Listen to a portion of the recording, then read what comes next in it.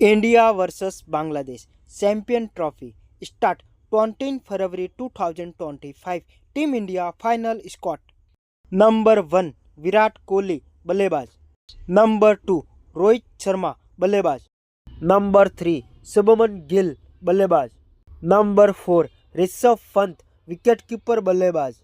Number 5 Yashasvi Jaiswal बल्लेबाज. Number 6 Hardik Pandya allrounder.